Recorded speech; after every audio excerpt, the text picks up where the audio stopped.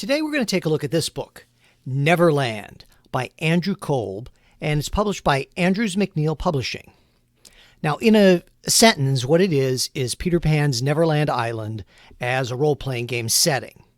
It's about 170 pages and advertised as 5e compatible, so compatible with 5th edition Dungeons & Dragons. However, we're going to see when we look inside the book, it's very much more broadly compatible pretty much with any edition of D&D. If you're playing 3.5 or you're playing an OSR game, it's easy to adapt. For example, I run Basic Fantasy RPG, which is an OSR very much in the vein of the old basic expert Dungeons & Dragons, and most of the stats I can use in here pretty much exactly as they are, or with some minor tweaking. So let's get something out of the way right off the bat. Most Dungeon Masters are not going to be running a Peter Pan style game. You're not going to be taking your players to Neverland. Most of us are running in a homebrew game. I think what we're looking for is monster ideas and adventure ideas and settings and maps and things that we can easily drop into our own campaign. And Neverland actually does that really, really nicely. There's lots of monsters, there's opponents, there's factions, there's adventure ideas, and we're going to see all that when we move into the book. It's really set up more as a hex crawl, so there's a lot of little things in here that you can use, and even little maps that you can use and then put right into your own game. So let's take a look inside the book. So the book itself is beautiful. It has this wonderful green cover. You can see inside beautiful end papers like you'd see in an old book or in a journal. It has the little bookmark ribbon. And I'm not going to go through every single page, but let's show you some things. So it starts out with an introduction to the setting. Now you can see the artwork is very graphic. The illustrator, who is also the author, that's how he works. He works as an illustrator.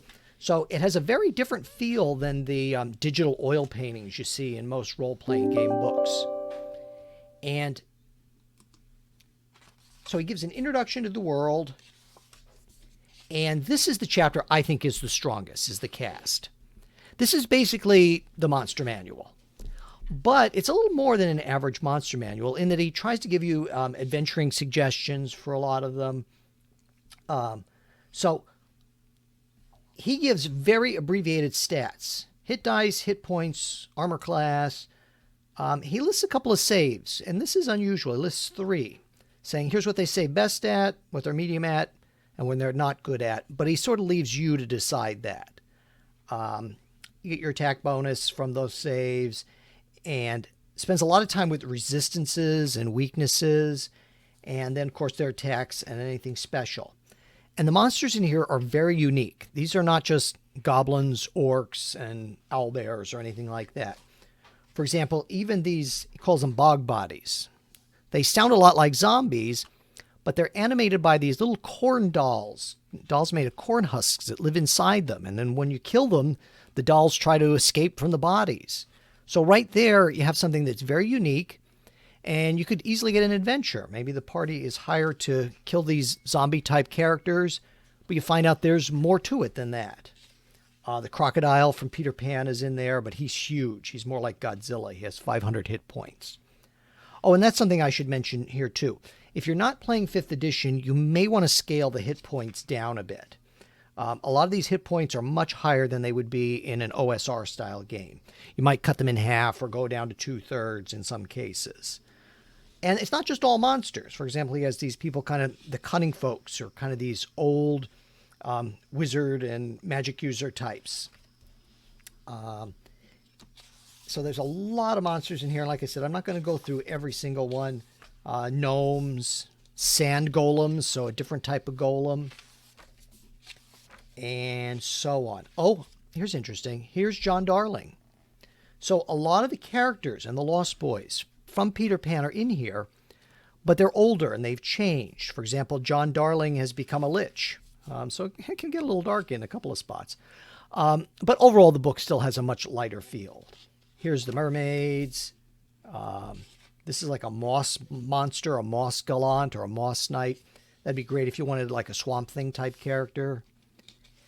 And there are stats for Captain Hook and Peter Pan and Tinkerbell and all of the common characters. Like I said, I'm not doing a full flip through here in the interest of time. get to the next chapter. Oh, and these are, before I go on there, these are Twilith Tweg. They're kind of ent-like creatures. And what he did was he took some of the tribal characters who were in the original Peter Pan, where, you know, nowadays maybe we try to be a little more sensitive to some of that, and he changed them. So Tiger Lily, he changed them more into like nature spirits or tree spirits. Times have changed, and I think he tried to do it in a tasteful way to update it. Now the island. The island is set up as hexes, and each area he gives you a hex. He gives you like a little bit of a descriptive. This really is not an adventure part, but for example, it says crabs all over the beach form circles of 12 and sway to unheard music. So it's just a little description that kind of adds something to each hex. And he gives you a different number of different tables here of monsters you might meet or effects you might encounter or NPCs who might be in the area.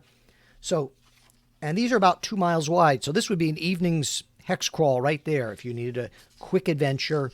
You might want to throw a little hook into there, a little adventure seed, you know, some reason why they're in this particular hex. But most of these hexes could easily be moved. Like here's a wetlands one. That doesn't have to be in an island. That could easily be almost anywhere. You know, any forest, there's swamps and bogs and things like that. Iron mines. So it gives you a whole bunch of hexes here. So let's skip ahead and take a look at some other things. Elfheim, which is kind of like the Feywild or the Elven realm. And apparently there's a connection in times when you can interact with the elves, and Tinkerbell is supposed to be from there. Now, he doesn't give you a map of Elfheim, but he does give you a couple pages here with all kind of little areas. Where I think that that's good is you could easily take some of these ideas and plop them into your own game without too much trouble, into almost any setting. Here's our maps. I should mention something about the maps. They're unique. You can see these are not gridded, or this is one square is 10 feet or one square is 5 feet. It's not like that. They're much more illustrative and theater of the mind almost. You're not going to be using these, you know, specifically to count off grids and things like that. And some of them are very unique. You can adventure inside the crocodile. You can actually go inside the crocodile if you want. Here's its nest where it lays eggs. Here's the cunning folk where they have their camp and the forge. And some of them are kind of top down, but he'll mix a little bit of sideways with it. Like you can see the chairs and the bookcases here are sideways, not so much top down. So he isn't trying to make like specific cartography. It's more for your imagination. And they're a lot of fun. Like this is the Gnome Village, the Gnome Hamlet. And this mushroom right here is the Gnome Welcome Center. Just like if you go into Pennsylvania or New Jersey, you can go to their Welcome Center. Well, the gnomes have one set up too. I think that's a lot of fun. There's a floating bird's nest for the great white bird. Very big picture of the iron mines here and different areas you can go into. But again, it's a unique mapping sort of setup here. It's not exactly what you would see in traditional things. Well, here's a side view of John's upside down tower, the Jolly Roger, the pirate ship, and the skull that's off the island. Again, he doesn't specifically give you a map of that, but he gives you a whole bunch. 68? No, you get 100 little adventure ideas for that skull, and some more creatures here too for you. So there's a lot of stuff in here. And here's Wendy's hut, because Wendy, John, and Michael are still on the island. Here's where the sandbox nature of things really comes into play. He gives you can roll on this chart for some specific adventures. You can roll for a random adventure where you insert the NPC or the creature or the object, and there's all tables for that. Fairy trades and locations that you can use. Loot table, traps, more traps. These are called mermaid games, but these are really traps also. And different plot hooks here. There's 20 plot hooks and a whole bunch of rumors for you to use, which they're plot hooks too. So there's a lot in here if you need a quick adventure. You could roll it up and say, okay, I like this, I don't like this, let's make some changes. Now, there is some fiction in here, Tales from Neverland, and these are things I think if you were more playing specifically in the setting, you could use. They provide some different ideas, but it is fiction. So if you don't like game fiction, you may or may not like this. It's not bad. They read pretty quickly. I read through them. I kind of read through them first to get them out of the way because I wanted more interested in the statistics part of the book. He acknowledges some other books and some other role-playing things that gave him ideas. I think that's great.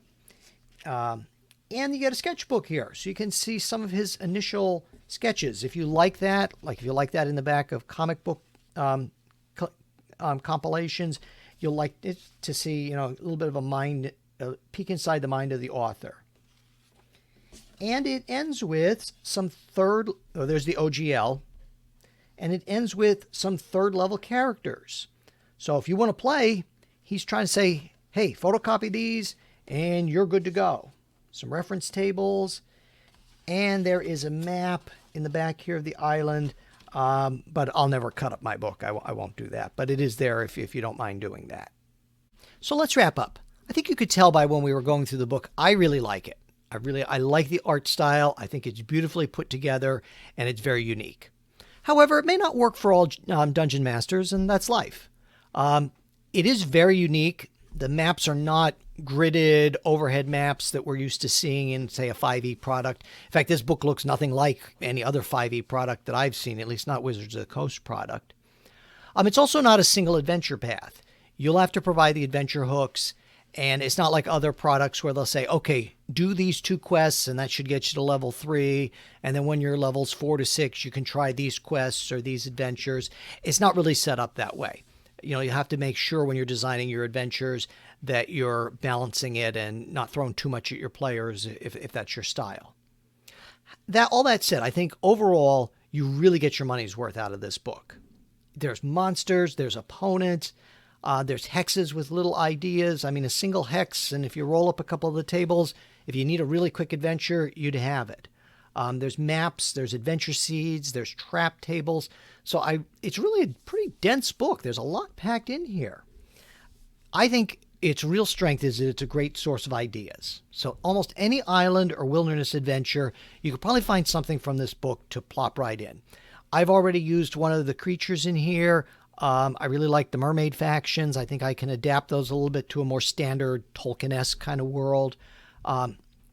So there's just a ton of ideas you can mine out of here. I think overall, you should buy the book if you want to see a person's singular vision of how the game could be. I think that's what you get from reading this book. You say, oh, here's how Andrew Kolb stats out his monsters, and here's how he thinks about his adventures. So I think, and that's a nice thing, that it's one work done pretty much by one person. You don't see a lot of that anymore these days. So that's my verdict on Neverland. I really like it, and I'll have links in the description below where you can find it. Also, if you'd like to support Sharp Mountain Games, there's links below to our online digital and print items at Roll20, Drive-Thru RPG, Amazon, and Lulu, and thanks for watching.